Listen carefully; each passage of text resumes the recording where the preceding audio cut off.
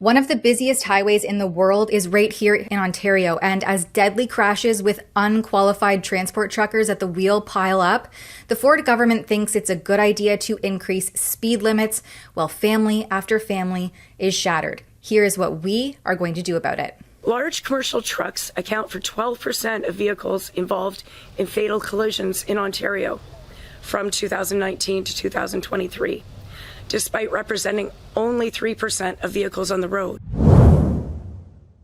On Saturday, July 11th, 2026 at 12:30 on a clear sunny afternoon, 9 vehicles turned into a war zone on eastbound 401 near Town Line Road in Cambridge. A 44-year-old man from Kitchener was airlifted out and he didn't make it. 15 other people were injured. All eastbound lanes were shut down for 10 hours. A transport truck driver was arrested at the scene for dangerous driving, but then released pending investigation. And this isn't just another crash or a one-off, it's kind of the new normal on Ontario's busiest highway. Trucks are only a fraction of the vehicles on the road, but they're involved in a wildly disproportionate number of fatal crashes. Ontarians, well, they're fed up. Families heading to cottage country, commuters going to work, they shouldn't have to play Russian roulette every single time they merge onto the 401.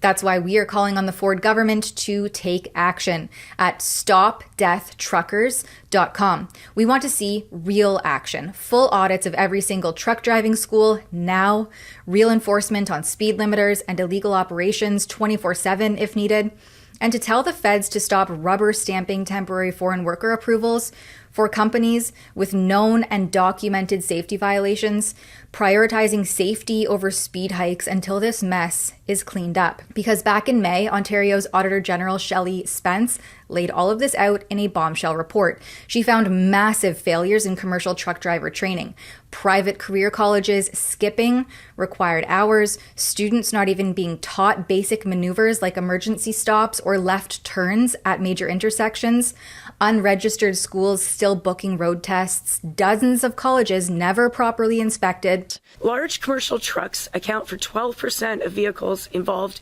in fatal collisions in Ontario from 2019 to 2023, despite representing only 3% of vehicles on the road. The government accepted all of her recommendations, but where's the aggressive crackdown? The process of doing is identifying sites in high volume areas. So, for example,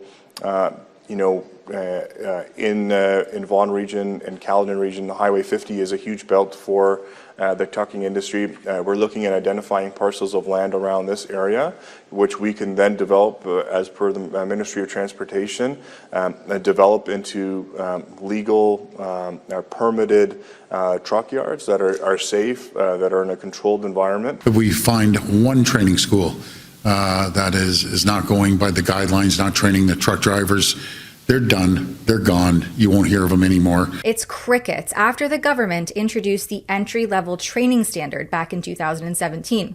It mandated a minimum 103.5 training hours and was meant to raise the bar, only for oversight to collapse almost immediately. Instead, as the AG found from 2019 to 2025, private colleges slashed training to as little as 59 or 81 hours, skipped those emergency stops and major intersection training, falsified records, and let unregistered schools churn out certificates while dozens went completely uninspected. No wait between a regular G license and a full Class A truck license. High-risk drivers with demerits and convictions still got behind the wheel. Trucks are just 3% of vehicles, but involved in 12% of fatal crashes. And just 2 days before the deadly pileup in Cambridge, the Globe and Mail exposed something even more shocking. Nearly 100 trucking companies with serious safety violations, failed audits, and wage theft orders have still been approved by Ottawa to bring in temporary foreign workers.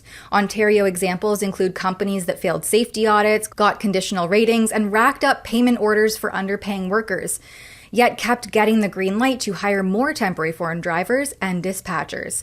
These are the same shady Driver Inc. models, companies that force truck drivers to register as fake independent contractors or one-person corporations just to dodge proper wages, overtime benefits, and labor laws. It's classic misclassification and wage theft. Drivers get paid by the load instead of by the hour, so they're pressured to drive longer, skip rest, and cut corners.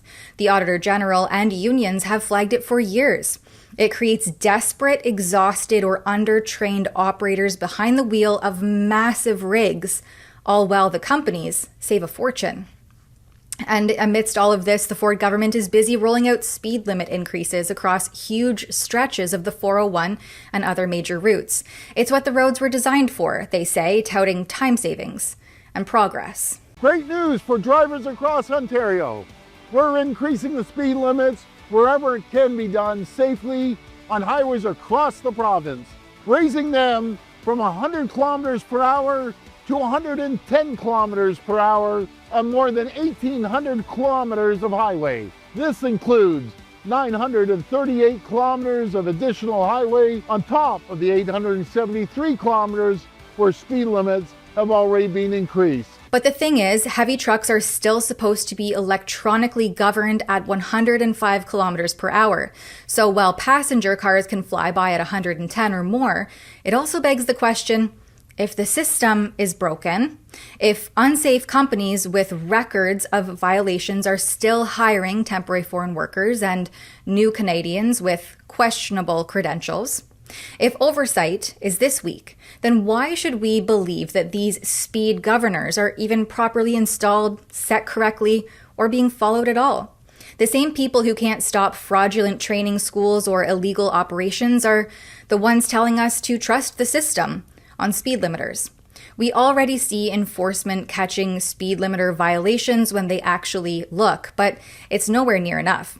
Industry groups like the Ontario Trucking Association have been begging for real enforcement for years.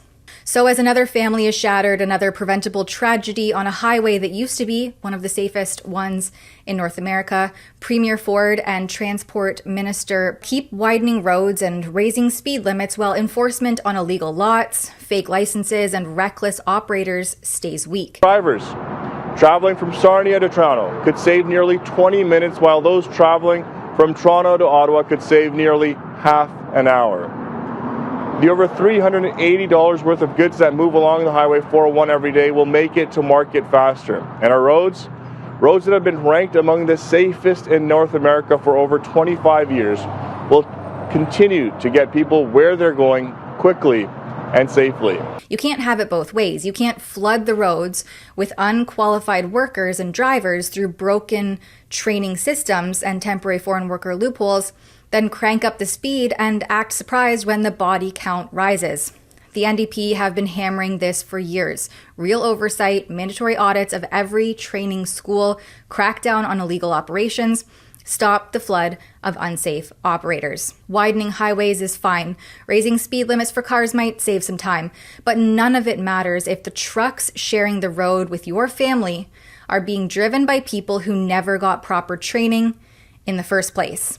Premier Ford, Minister Sarkaria, the people of Ontario are watching. Every single one of these crashes is one too many. We don't want more promises. We want action. Full audits of every single truck driving school now. Real enforcement on speed limiters and illegal operations 24/7 if needed. Stop rubber stamping temporary foreign worker approvals for companies with safety violations. And prioritize safety over speed hikes until this mess is cleaned up. If you're tired of the same story playing out on our highways, if you're sick of governments talking tough while the death toll climbs, if you drive the 401 and you wonder if today is the day some unqualified truck takes you or your family out, then like this video, drop a comment, share it, and head to our new website, stopdeathtruckers.com, to sign our petition calling on the government to finally take action now. And hey, while you're there, while you're at it, tag Premier Ford and Minister Sarkaria and let them know you're done waiting for the next tragedy. This isn't about blaming any one group or person.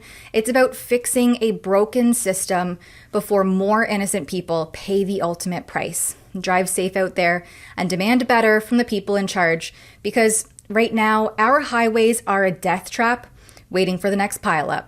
For Rebel News, I'm Tamara Ugolini.